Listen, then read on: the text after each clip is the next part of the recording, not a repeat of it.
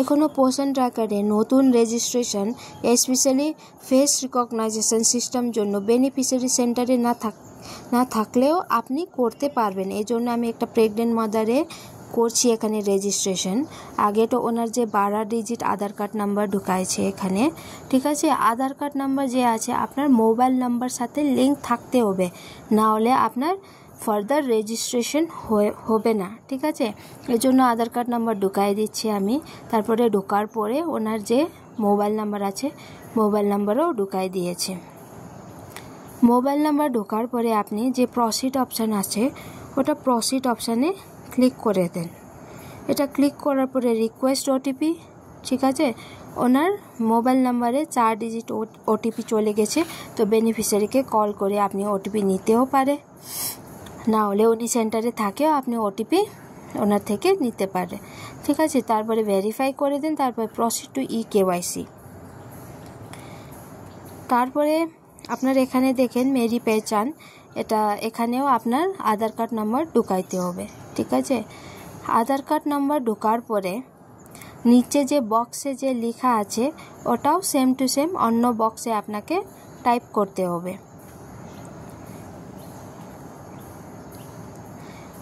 এটা টাইপ করার পরে গো করে দেন, ঠিক আছে।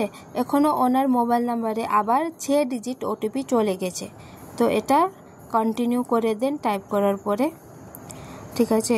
তো এখানেও আপনি কন্টিনিউ করে দেন। এখনও eKYC completed successfully, you may now proceed to face capture. Proceed to face capture photo accept, ঠিক আছে। তো এখানে দেখেন উনি তো সেন্টারে ছিল না, বাট আমি অলরেডি ওনারকে ফোন করে ওনার 10 সেকেন্ডে ভিডিও নিয়েছে, ঠিক আছে। তারপরে আমি অন্য ফোনে রাখে ওনার ভিডিও এরকম করে করিয়েছে, তো এটা সাকসিডেড হয়ে গেছে। তারপরে এখানে দেখেন ভেরিফাই ফটো ভেরিফাই হচ্ছে ইকেওয়াইসি ফটো সাথে, ঠিক আছে।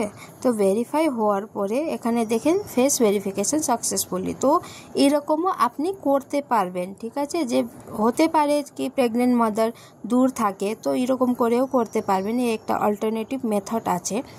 তো আপনি তারপরে ওনার যে নেম ইন ইয়োর ল্যাঙ্গুয়েজ, এটা আপনার বেঙ্গলি আছে তো বেঙ্গলি লিখতে পারবেন, হিন্দি আছে তো হিন্দি, ঠিক আছে। তারপরে হাজব্যান্ড নাম লিখে দেন, তারপরে ক্যাটাগরি কি উনি ওটা লিখতে হবে, টাইপ করতে হবে, ঠিক আছে।